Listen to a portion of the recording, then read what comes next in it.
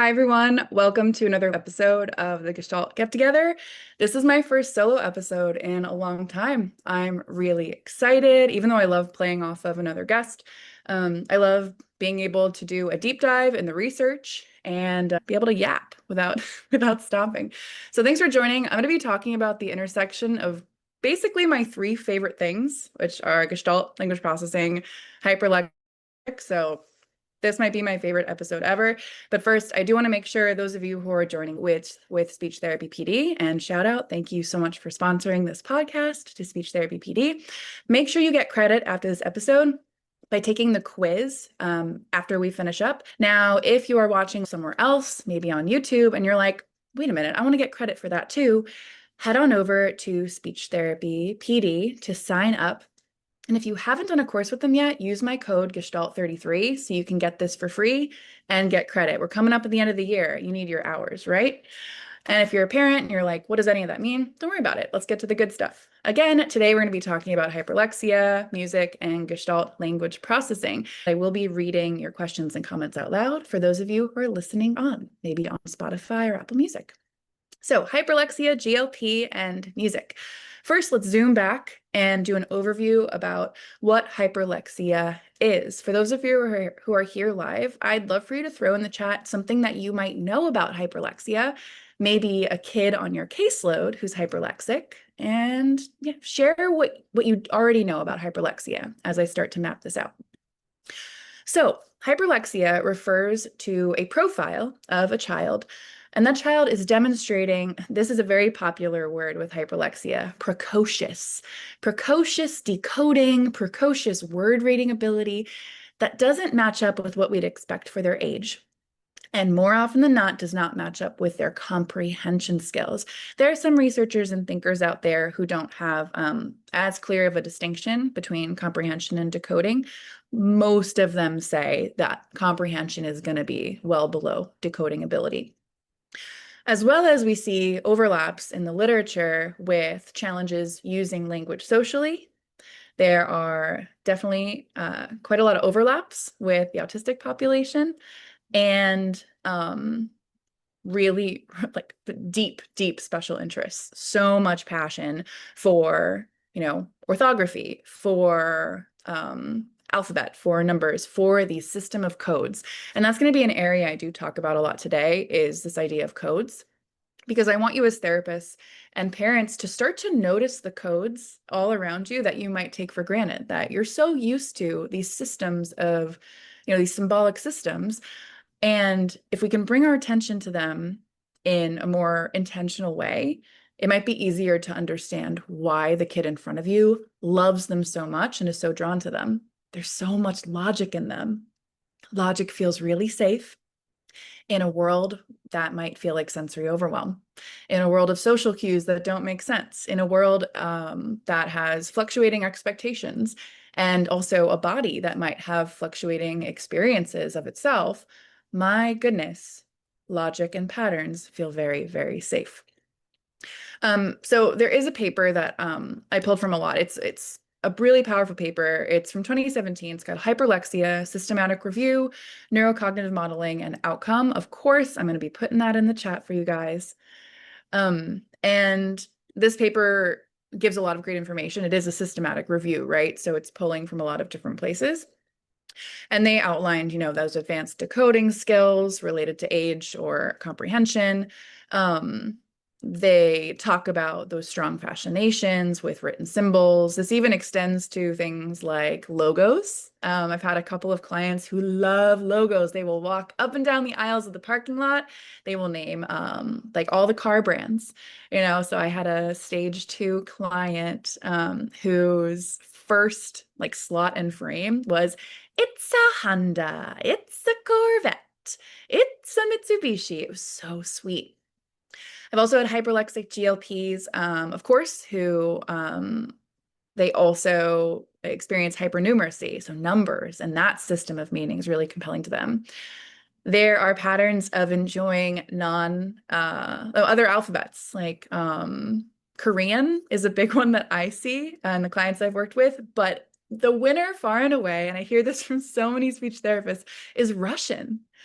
Russian is just, that's where it's at. I can look over at a number of my clients' iPads over the years, and they've got Cocomelon playing in Russian.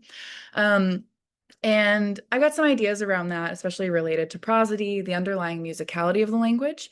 I also wonder if the shapes of those letters are really compelling for them. I haven't really looked at the like visually and saw if there's anything that was particularly interesting about the shape overlaps.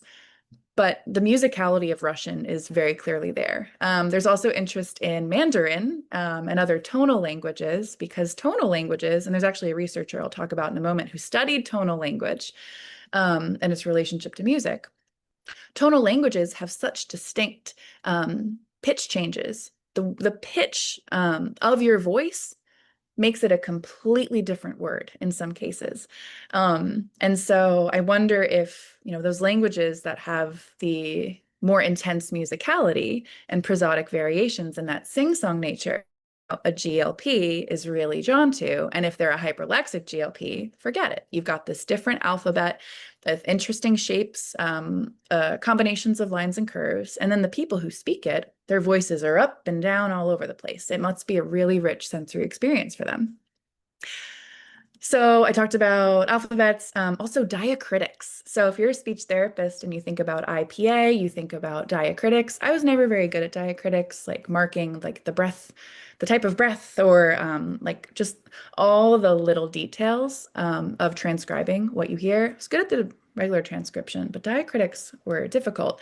But you know who got me back into them was an older hyperlexic GLP, because they were drawn to all of the little symbols that could go above letters, next to letters, below letters, all of these little, we might call them mitigations or modulations on that original code.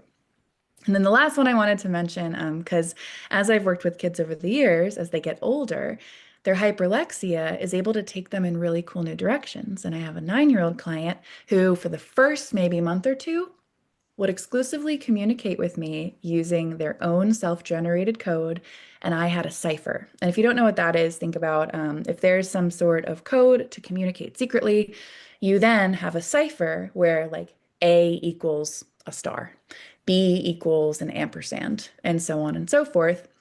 And so I would have to decode their code using this cipher. And it was this really advanced usage of their love of letters to communicate with a brand new person.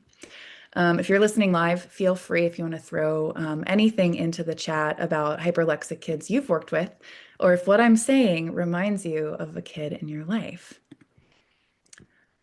All right, so I also wanted to note that there are a couple of areas of variation in the research and debate.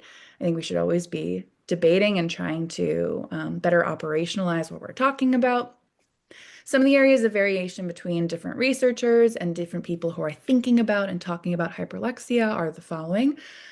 People are wondering exactly how much better does a child have to be at decoding than comprehending to qualify as hyperlexic.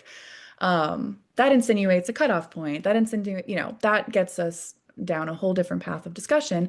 But it's an interesting thing to think about is, what does that gap have to be to qualify as hyperlexia? Do we need a standard score? Do we need percentile gaps? Things like that. I'm not the person to ask about that, but it's a question to think about. We also want to think about people's varying ideas around age of onset. How early is early for that level of decoding skill? Is it before age 3, 4, 5? You hear from parents and therapists, they've had hyperlexic GLPs where it's before 2 years old. You've got an 18-month-old who is decoding and reading. So where does hyperlexia kind of start and end developmentally? Again, I am not the person to ask that, but get you thinking. Another point of variation and debate, its relationship to autism. If you're listening to this episode, you probably work with a lot of autistic kids. You definitely work with a lot of GLPs, or you're learning about it. But when it comes to hyperlexia, is it one-to-one with autism? And when it comes to community sampling and clinical experiences, no, it's not. Just like not all Gestalt processors are autistic. I've had Gestalt processors who, had a range of clinical profiles, But most Gestalt processors I've worked with, and probably you too, happen to be autistic. Um, and I would say that for hyperlexic, well, most of the hyperlexic kids that I've worked with have been autistic as well. But, that point of variation is what is the degree to which we consider hyperlexia like to overlap with autism versus like a separate phenomenon. And let's see. Nope, those are the main three that are kind of the areas of contention and debate.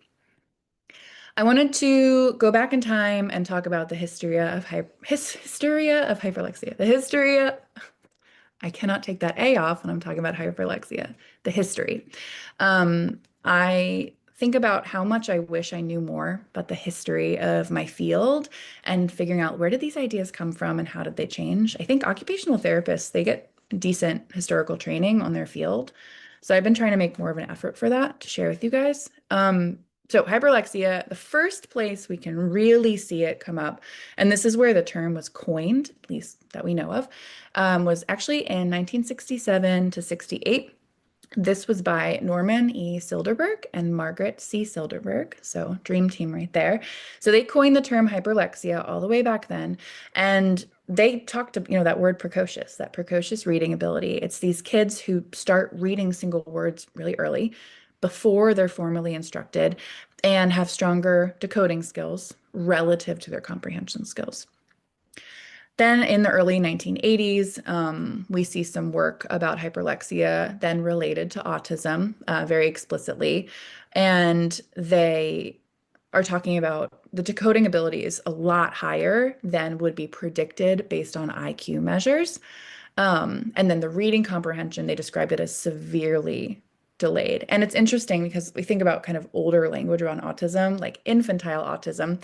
There's also writing there about they talked about it as a kind of compulsive decoding. It's like compulsion to decode, which we might talk about today as like very passionate decoding, or like they're extremely interested and motivated by decoding rather than a compulsion to. So that's another reason why I like looking back at like the early research is how are people talking about this and how are we talking about it now? It's always really interesting. In the mid 1980s, there was a study, 1986 to be precise, by Healy and Aram. It was called Hyperlexia and Dyslexia, and they did a family study. And they were looking at family histories of hyperlexic kids. They found that there are familial tendencies toward language challenges and reading challenges, especially among male relatives. Pardon me. And they were talking about like overlaps and differentiation from dyslexia with hyperlexia. And so that's a paper if you're interested in looking into that. Again, it's Hyperlexia and Dyslexia, a family study. When we move into the 1990s, we are seeing people looking more and more into hyperlexia. We're getting like a couple more studies as we move into the 90s. There still aren't a ton. Hopefully, we're going to see more and more as people learn about hyperlexia, as they get interested in it, but also most importantly, as we start to recognize it in the kids who are right in front of us and get curious. Because if we're not naming something, if we're not seeing a pattern in it, we're probably not going to do anything about it. And people aren't going to know that they want to study something that they don't have a framework for. So in the 90s, we're seeing a study on an adolescent and using a comprehension-based therapy strategy to help them, to not work on decoding with them for reading, but to really focus on the comprehension. And it was a helpful intervention. 2003, there was a paper about is hyperlexia, a disability versus a superability. This was by Grigorenko et al. 2003. 2010, they looked at hyperlexia and dyslexia in bilingual children, which is a really interesting angle. That was by Joshi Padakanaya and Nishan Imath in 2010. And any of these, I can get you guys the citation if you're interested. 2017, that's when we saw that systematic review that I mentioned, which is just a really powerful paper that brings all of this together. And then 2022, we did see some case reports come out from Mamarella et al. Talking about autistic children with hyperlexia. One of them had really high comprehension, and one of them did have lower comprehension. So even though there aren't a lot of studies, we have a range of studies that are looking at different angles at it. So it's interesting to see. And if you're a speech therapist out there who is interested in hyperlexia, maybe you could go research it because we need more, please. But I want to highlight something because there are probably a lot of speech therapists out there who weren't able to publish anything, who were so busy being a clinician or working in schools that they couldn't write anything up, who were doing great things for hyperlexic kids. They just weren't able to put out into the world. But I did find a publication from all the way back in 2003. It was a group of speech therapists and occupational therapists from the Center for Speech and Language Disorders. And all the way back in 2003, they published kind of a guidebook and a workbook for how to approach hyperlexic kids. It's extremely parent friendly. I'm going to be putting the link in that to the link for that in the chat right now. I recommend looking at it. A lot of the information there is still really relevant and powerful today. They did an update in 2013 from that, so 10 years later. So definitely take a look at that. It might actually be something great to adapt and share with families you work with. And if you're a parent listening to this later on, I recommend taking a look at it. If you are unable to click on the link because you're listening later, it is chatwithus.org, and that will hopefully get you where you need to go. However, if that doesn't get you where you need to go, come find me on Instagram and I will get you that link. There were two quotes in this publication that I had to read. I feel like they set the stage for what we're about to talk about next. Number one is by Susan Martins Miller, and it says, quote, "Write, write, write, because the child with hyperlexia will read, read, read." I'm going to frame that. The other one, this was from the Canadian Hyperlexia Association. "When in doubt, write it out. If it isn't written, it may not exist." And we know that to be true when it comes to contract law, right? Put it in writing. We know that to be true in other places. If it isn't in writing, it didn't happen. Let's bring that into our sessions with hyperlexic GLPs. So let's talk about hyperlexia and Gestalt processors. There's a unique combination there, and you may work with Gestalt processors that don't really fit that hyperlexic profile. I find more often than not, I'm seeing hyperlexic traits in the GLPs that I work with. So where are the intersections? One aspect we can think about is the route to learning. With hyperlexia, there's that strong decoding, there's visual recognition of words. And with Gestalt processing, we've got this language acquisition from these chunks or these scripts or delayed echolalia. The interaction there for learning route is that the hyperlexic child may be not instead of, because they're likely picking up on, spoken gestalts too, but they may be reading the chunks and treating them like scripts similar to spoken chunks. And that could be at the level of a line of text, like chicka chicka boom boom, will there be enough room? That might be the chunk that's acquired as the visual script or the written script. It might be a street sign. It might be a logo. It could be an entire book, or as one of my favorite kids in the world has, their hyperlexia, the entire written script of How to Train Your Dragon. That is one gestalt to them, the entire screenplay or the written script of it. So it doesn't just have to be a couple of words in front of you. The unit can be extremely long. I think about kind of like the famous like GLPs of the 90s, where it was the entire script to Aladdin. It was the entire script to Bug's Life. The same can be for hyperlexic GLPs with the written word. So when it comes to echolalia, for hyperlexic GLPs, there'd be an echoing of the lines that they find in written text, and could also be a rewriting of the lines. A video just went around of a kid who was probably a hyperlexic GLP. You might have seen it, who was using chalk on their driveway to write out different fonts like Comic Sans, Cambria, Times New Roman. You could guess or you could infer that each of those font names was its own gestalt. And then he was replicating that. He, was replicating the written gestalt of that font name. And of course, visually, it had to match up.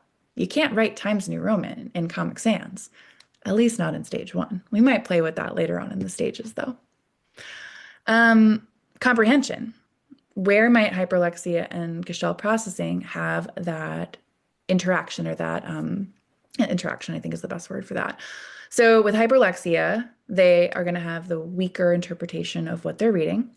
And then with Gestalt processors, they're going to have that weaker comprehension of all of the parts of that script or of that delayed echolalia. They're going to comprehend the whole of it, they're going to get the emotional, the social whole, the contextual whole, but not each individual word yet. So you can see kind of that similarity there of hyperlexia and GLP is that reading, decoding outpaces comprehension.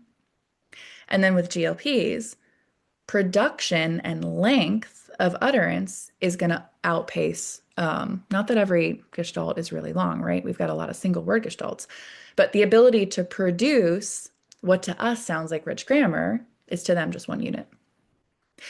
And then this idea of therapeutic mismatch. And I think a lot of us can look back at some of our early work and realize, okay, I was providing a mismatched therapy style to who I now could call a hyperlexic GLP.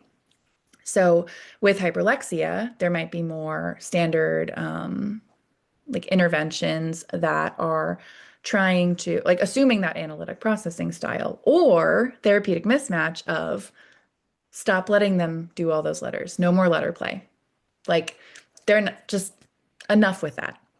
Whereas like a lot of us know, or you might be coming to find out, lean into those letters. So that could be a therapeutic mismatch of like cutting off their interest in the alphabet or trying to move them in other directions.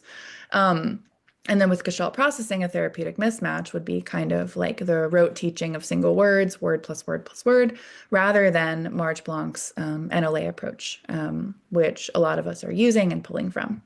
So misaligned interventions, there's that interaction there that could hinder a child's progress, be very confusing to them because they really love something like that and the world makes sense through that system of code. It's probably distressing for someone to take that away from you or try to leverage it in also like a controlling way too. Okay, so speaking of codes, I'm about to go off about one of my favorite topics. I've wanted to do a whole episode on this, but I thought that tonight could be a good introduction to it. This is a term I really hope you take with you. I hope it gets you curious about reading about it. There's not a ton of writing about it, but the writing that exists about this concept is so rich. And the papers about this have, I'm always hyperbolic, but I'm not being hyperbolic, changed my life. Like it truly changed my life. And that is called veridical mapping. Veridical mapping it's mostly related to autistic brains, is the autistic brain's really natural ability to create accurate and rule-based links between different symbolic systems. And what this does is we see this unique ability to perceive and understand and make connections between systems of code, allow for precocious decoding, musical ability, mathematical ability, and engagement in other structured domains. We also see this in autistic individuals who have an immense grasp on art, especially art that requires the interpretation of shadow, of color theory, of dimension and depth, which can all come back to mathematics, to rules and physics. So veridical mapping is this lens you can look at autistic processing, hyperlexia, musical abilities, and I would argue even Gestalt language processing to a certain degree, because it's a mode of learning that is all about structure, patterns, symbology, and overlapping different systems of meaning. So one of the first people to talk about this concept without naming it was Diana Deutsch. And this was, I believe, in 1981. I'd have to check. Without calling it vertical mapping, Diana Deutsch looked at, she was a cognitive neuroscience who studied music. So my dream, my goal. But later on, this idea of vertical mapping was furthered by Dr. Laurent Motron, who actually contributes to hyperlexia research. So clearly an overlap. So Deutsch's work, she studied absolute pitch, which is, and you might have a client like this, or it might be your kid, where they hear a note and then they can name it. Or they hear a note and then they go hit it on the piano. Or you try and sing a song to them and they yell at you because you're not singing in the original key. So they might have absolute pitch, or what we call perfect pitch. Deutsch also talked about what they call the hierarchical encoding of sensory information, that when the brain encodes sensory information, there's different hierarchies for it. There's a structure that sensory information is trying to become encoded in to make sense of the world. And she also talked about perceptual mapping. How does the brain create maps of all of these tiny sensations that the body comes into contact with, all of the visual information, all of the haptic information, the auditory information, pitch, pressure, smell even. How are all of those sensations mapped in the brain and encoded so that then we can move to higher level meaning? So Deutsch focused on music and language and musical pitches. She was noticing how these things can kind of map to one another, even though they're considered different domains. There's this alignment that can happen between them because they can both be encoded in terms of hierarchy. So when it comes to music, like a simple example of a hierarchy is that there are notes, do, re, mi, fa, sol. Actually, let me pull that back. Forget that I said those words on top of there. Ha, ha, ha, ha, ha. Those are the pitches.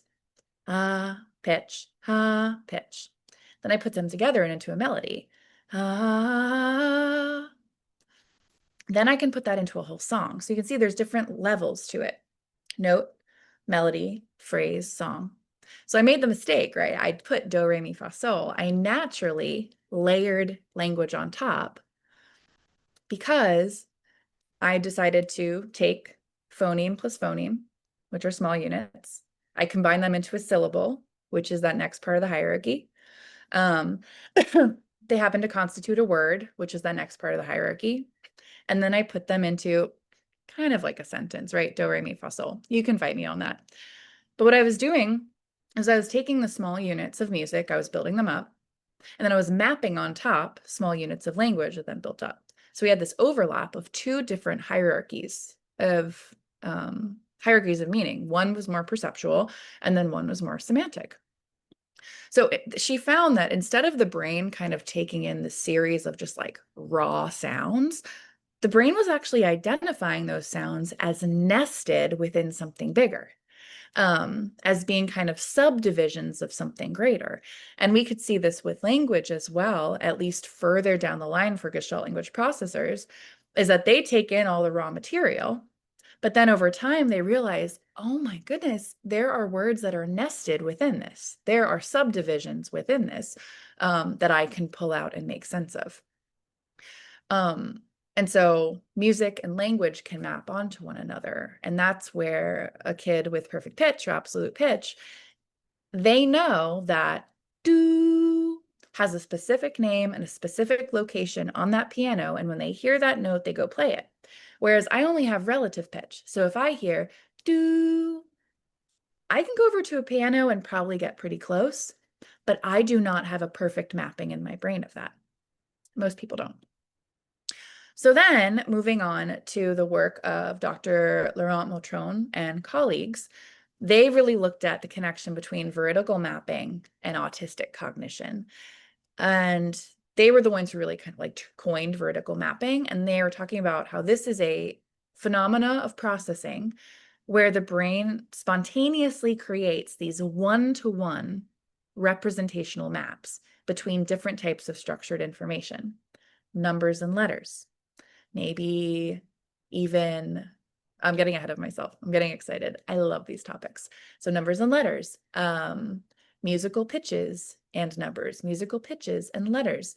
I'm thinking about artistic correlates as well to this. And I am currently talking to my friend who's an artist and speech therapist. We are planning an episode for next year about how to use art with Gestalt language processors. So I'm definitely going to talk to her about this and get her thoughts. So we talked about that structured information, these ideas of codes, and how those can be veridically mapped to one another. I kind of think about like, imagine different layers of code. So like if like alphabets here, numbers are here, musical pitches are here, like how can these be layered on top of one another? And if you're listening without watching this, you're not seeing my hands, but I'm kind of stacking them like layers of a sandwich. Like how do these things, how can they map onto one to another one to one? So language, it's got hierarchy of letters, phonemes, syllables, words, phrases. Those are different parts, like the smaller units. But then we go to sentence, we go to paragraph, we go to corpus. Like there's different levels of that hierarchy. Same for music. We've got different note names. We've got different types of rhythm, 8th note, 16th note. And then they get bigger, bigger, bigger and intersect. Math, we've got numbers, equations, up to logarithms, algorithms. There's hierarchies here of all this information. And then I don't know about you, but I've had plenty of clients who love calendars. They love train timetables. They love maps. They love flags. They love outer space. Outer space is so contingent upon numbers and distances. And so there's all these different coding systems. And then obviously just like coding, right? I think about so many of my clients as they get older, it's like, wait a minute, maybe learning how to code is a really like fun direction for you. So vertical mapping is considered, at least in the literature and my own experience, and you might come to feel that way too, is a real strength. It's a real cognitive strength for autistic individuals because their mind is able to find these natural alignment between subunits of two systems. They find, it seems pretty naturally, shared patterns. They find overlapping features, and then they create meaningful connections between them. The reason I got off track a little earlier is because I was starting to go the direction of synesthesia. And I'm curious if anyone here has heard about synesthesia. It's when there are those one-to-one mappings between things that might not be considered systems or codes. So I have synesthesia myself. And what that probably means is that early in development, my brain created one-to-one connections between kind of arbitrary things. To my brain, they're not arbitrary. Like the letter C is pink. The letter C is a girl. The letter C is number 3. The letter C is ice cream.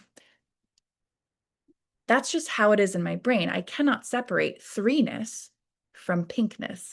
And so those are like those kind of one-to-one correspondences that are not necessarily derived from some external structure. That's just something that my brain probably prune away or like overdeveloped for some reason. Synesthesia is fascinating. If you haven't read about it, I really recommend looking into it. They find that it kind of follows a matrilineal path genetically. And the Venn diagram of synesthesia autism is one that's, I really am, because I've had a couple clients where when I start to figure out their synesthesia patterns and I lean into them, they're like, I start using like the right gender to talk about numbers, like, oh, 2, here he comes. 3, there she goes. Things seem to pick up a little bit quicker. It's really interesting. So back to vertical mapping. Synesthesia, I would not necessarily consider that vertical mapping because, 2 being blue, you might feel like 2 is yellow, and you're wrong. And that makes my stomach flip because 2 is blue and always will be. So vertical mapping, we can see this in kind of that precocious decoding ability in hyperlexia because they're mapping out written letters to spoken phonemes, just map. Got it. Because they see them in parallel, they hear them in parallel, and they don't need explicit teaching because those two things, those two codes have been mapped to one another. They may also very easily map musical notes to finger positions on a piano, and then being able to map the visual symbols of like notes or finger position to sheet music, which we're going to talk about quite soon. And so they're building this overlapping understanding between two systems of meaning. I'm going to place in the chat one of my favorite citations, which is about this whole idea of enhanced perceptual functioning in autism, which is an interesting framework. If you haven't heard about that before, enhanced perceptual functioning, I find it to be helpful to explain a lot of what I see in Gestalt language processors. It helps answer some of the questions, or at least attempt to answer some of the questions about like, why does the GLP like this? Why does the GLP thrive with this? Why does that thing confuse a GLP? So I'm going to send this citation here. Oh, and it looks like what I've been sending has only been going to hosts and panelists. I am so sorry, everyone. Let me backtrack and get you the one about hyperlexia too. Great, sent and ready. So now I want to talk about why music for autistic kids in general. So kind of a zoom out. You might, your gut might say, well, of course music. Music is fun. Of course music. But I always want to get a little bit deeper because I think that sometimes, unfortunately, music can kind of be devalued and written off because it's like, everybody likes music. Like, of course I'll do music. It's seen, I'm having trouble thinking of the right word. Not written off, but it's like, yeah, of course. And then we don't think deeper about it. I think that's what it is. And what I want to know, what I'm really trying to look into and study is what are the mechanics of music that are going to make a difference for a Gestalt language processor and why. It's not just singing wheels on the bus. It's when, it's how you modulate your voice. There's so much about the how and the when of music that can take it to the next level. So when it comes to pulling from music theory with autistic kids, there's so many patterns in music. Think about Western music. A lot of it is based on the number 4. And if that's our base number, then it's easy to recognize patterns when things happen in eighths, they happen in sixteenths.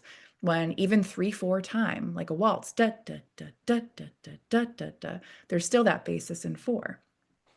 So music theory is based upon mathematics, even the frequencies of the pitches that we hear. If I play a middle C on piano, that sound wave is going 400, that's 440 hertz. It's just math. You cannot take math out of music. You cannot take math out of sound. And so if there's mathematics underneath that, we can use that regularity. We can use that sense of patterning to help the kids in front of us. Whereas my spoken language, the pitch information is going to be so variable. And if I'm coming in them with a voice that's 250 hertz up to 251, down to 100, that's a lot of confusing auditory information. But if I'm singing something, it is more precise because it is better mapped to cleaner acoustic information that can be better represented on a piano or a musical instrument. Music also just naturally lights up the reward centers of the brain. It naturally lights up even the motor networks, because if we're thinking rhythm, I want you to think about time and motor. Rhythm is all about how we parse up the passage of time with predictable events. And for an autistic brain, the processing of time can be quite different. Rhythm can help to be kind of a way, like a timekeeper, an external timekeeper to make the world make more sense. And rhythm isn't just an auditory marker of the passage of time that makes the world more pattern. It's also a visual marker of the passage of time. Think about when you're turning in your car and you put on your blinker. Da, da, da, da, da, da, da, da. You can hear it. The person behind you sees the rhythm. So rhythm can also be visual, but can also be haptic. And that can be the feeling of rhythm. So you can feel like a pulsing through your feet of music. You can feel your phone vibrating to a certain rhythm. So rhythm can happen in a lot of different ways. A lot of time they often overlap. But because the passage of time is different for autistic individuals and for Gestalt processors and potentially for hyperlexic individuals, Their internal rhythm might be a little bit different. Their ability to perceive your external rhythm might be more difficult. And so we're not really meeting in the middle well. Music kind of becomes that middle ground where we can meet because the rhythm of music is helping them sync up. The rhythm of the music is helping you sync up to them syncing up. It's this middle ground that can make more sense because of the way that math is kind of like taking the lead there. The mathematics of it say, hey, here's structure. Both of you get in here so you can connect with each other better. So music, we think reward, we think lighting up language. It's lighting up all the language networks we need anyway. So let's use it. So then I think about music theory and I'm thinking about, okay, what are the parallels between basic elements of music theory and GLP? So there's a music theory concept of the phrase, the musical phrase. I apologize. The language parallel is a gestalt. The musical phrase and then the gestalt, those are an overlap there. A phrase is kind of that musical idea. You might see it come up again and again, as it might look to be like a motif as well, a musical motif or a musical theme. That could be the repetition of a gestalt, one that comes up again and again. When we think about rhythmic subdivision in music, it's this ability to think about a rhythm and then break it down and parse it to better understand it. And then once you break it down, you can say, ooh, let me use that element in my next song. Ooh, let me take that rhythm and let me put it over here. What if I switch them? And maybe that reminds you of stage 2 or stage 4, where we take the rhythm of a whole song or a whole phrase or an entire movie script and figure out how to parse it down and then play with it in new ways. So rhythmic subdivision is kind of a perfect mirror of the language breaking down as we see kids follow Blank's framework, Marge Blank's framework. I keep mirroring my own vowels word to word. Marge Blank's framework of natural language acquisition from 2012. Time signatures, bar lines. Time signature is, and also I think tempo as well relates into that, is about pacing and prosody in language. And so if I'm talking really, really fast like this, and it's gonna be that would be like fast tempo in music. But if I'm speaking to you like this, you might say that this is a slower tempo, like a slower tempo in music. And the pacing of your voice when you're interacting with the Gestalt language processor is going to make an impact. So much of when I'm coaching SLPs and parents is about, let's shift how you're saying it. You're modeling great potential gestalts. I love the language in there. Let's shift the how, which is about things like tempo. It's about the rhythm behind it. It's about the melody of your voice. So there's a couple of overlaps there. We're thinking melody, we're thinking pitch, we're thinking phrases, motifs. But then what I want to bring it over to, because there's all these overlaps, right? And we're thinking, okay, great music, okay, great gestalts, language, there's veridical mapping between musical elements and linguistic elements, blah, blah, blah, blah, blah, Corinne, okay, there's math, sure. Because then you're thinking, okay, but what do I do tomorrow? What do I do tomorrow with these kids on my caseload? Thank you for all the theory. I'm stressed and I don't know what to do with these kids. Let's talk about it. So the first area I talk about, I try and start with the most concrete, which is musical instruments. So I'd love to hear from anyone who is listening live, if any of you use musical instruments in your work, or if any of you have thought about it. And if you have used instruments, tell me a little bit about how. While you're doing that, I'm going to start to tell you about some of my go-to ideas for instruments. So my favorites for hyperlexic GLPs are keyboards and pianos, string instruments with frets. I don't mess around with cellos, violins, and violas and basses quite yet, maybe in the future, and boom whackers. I see someone saying that they use toy instruments, which I think is a good start. I think sometimes the musical quality of those can be a little bit distressing to the kids I've worked with because they're not the highest quality. Also, selfishly, I think that sound terrible, and so I don't like to use them. But that's also, me speaking from a place of privilege that I'm able to acquire good instruments, right? And so I say use what you have. But there might be a reason behind a GLP not really enjoying like a not real musical instrument. You know what I mean? Like a toy one, if the timbre of it isn't quite right. I've also found that toy instruments, especially toy xylophones, the pitches are not precise. So if I play a scale on a toy xylophone, I'm cringing because it's not the true notes.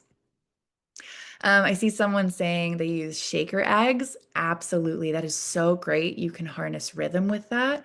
I've worked with some kids where I'll tap along with the shaker egg as I model a potential gestalt.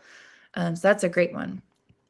So let's start with boom whackers. If you're not familiar with boom whackers, these are hilarious. I love these. I have them in my car all the time, all the time.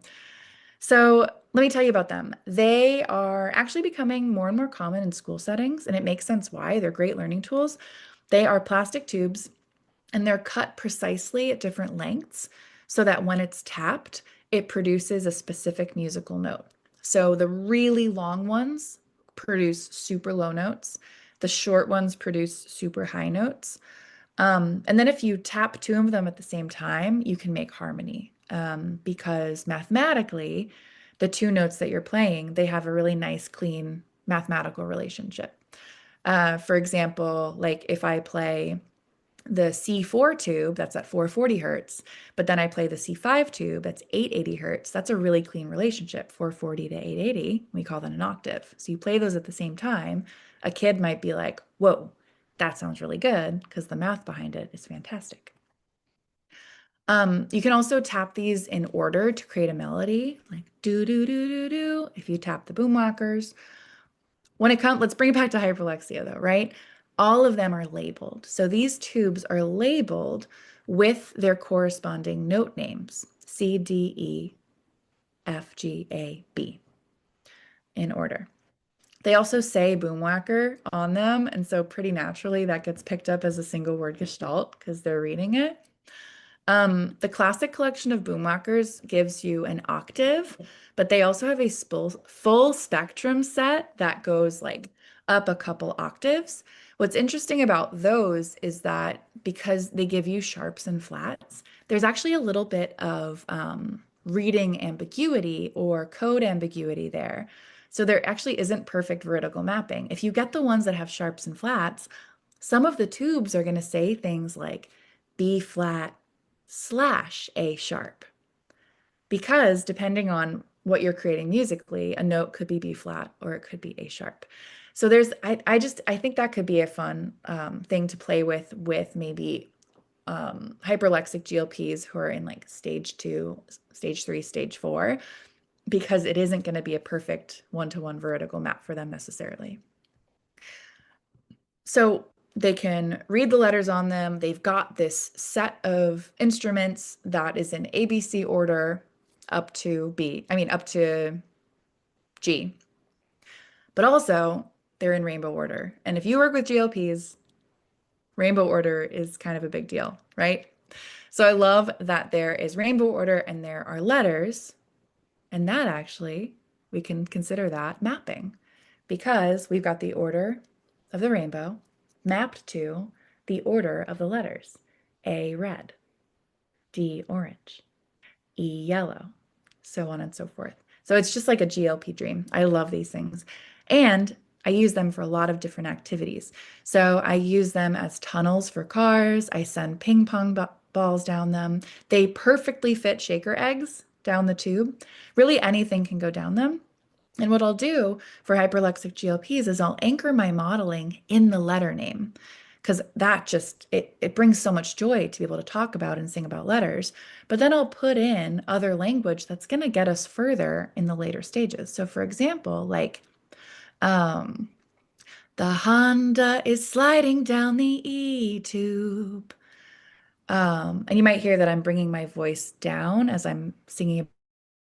The Honda is sliding down, da da da, sliding down.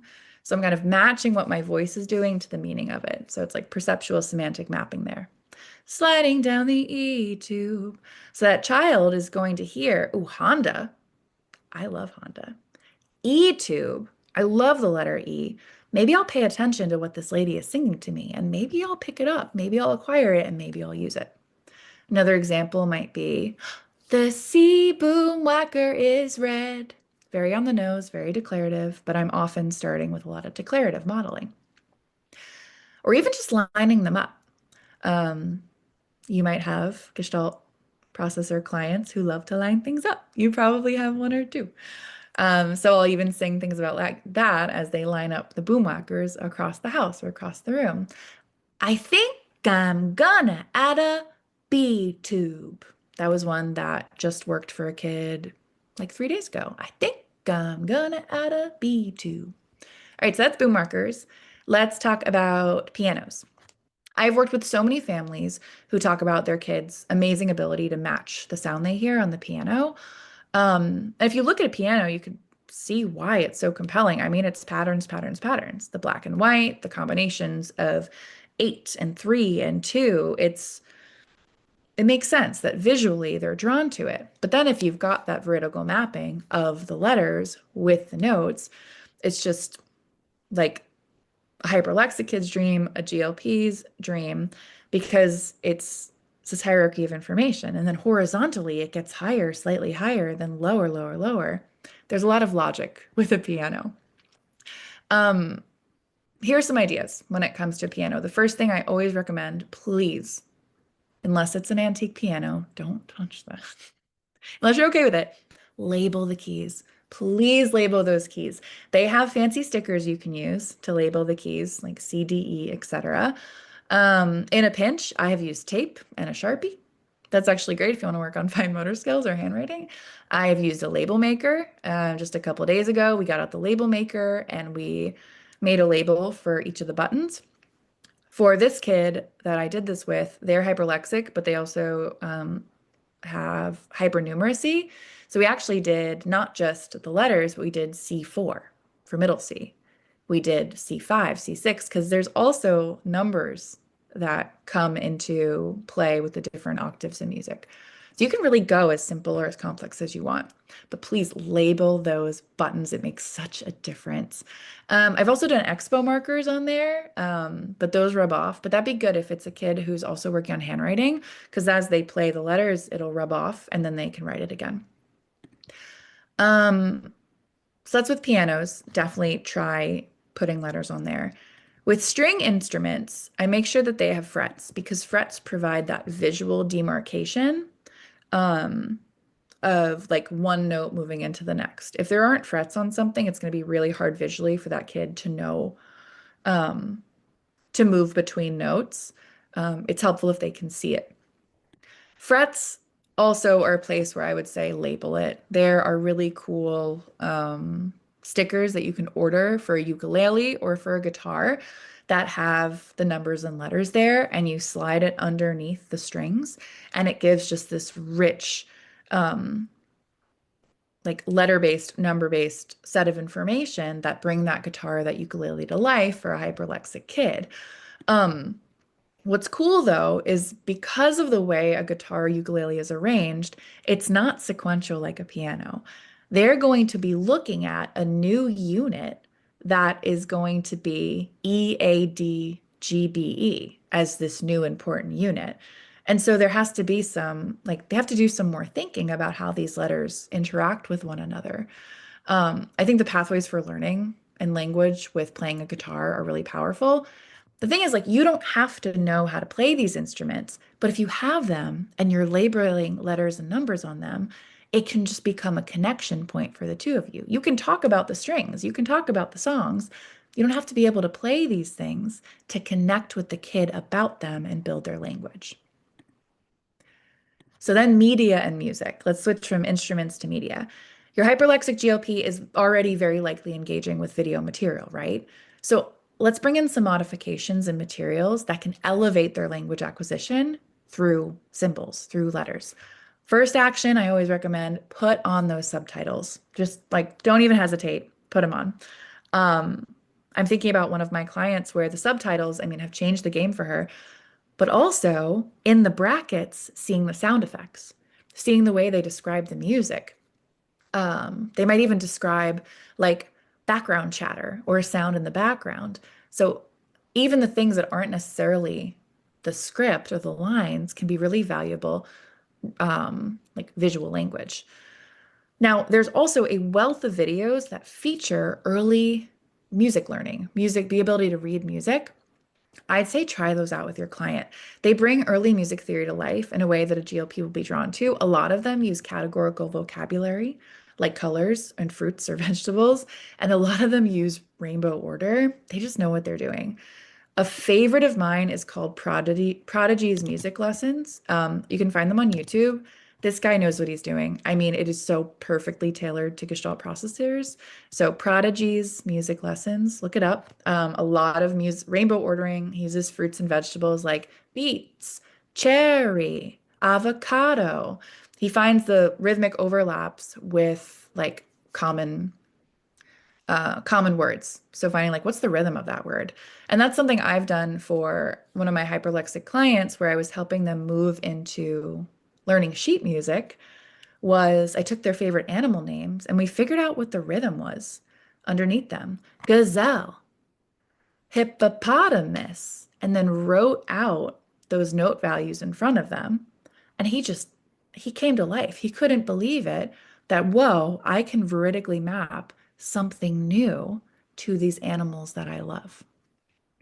Um, so definitely something like Prodigy's music lessons, because they might pick up a lot of new gestalts from videos like that, but then also they're seeing a mapping onto this whole new system of meaning, which is the beginnings of learning how to read music.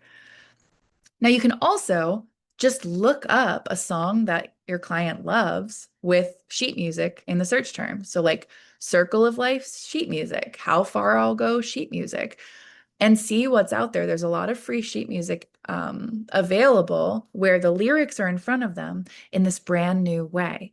You can maybe find that on YouTube. There's also a great website called Muse Score, Muse, and then Score.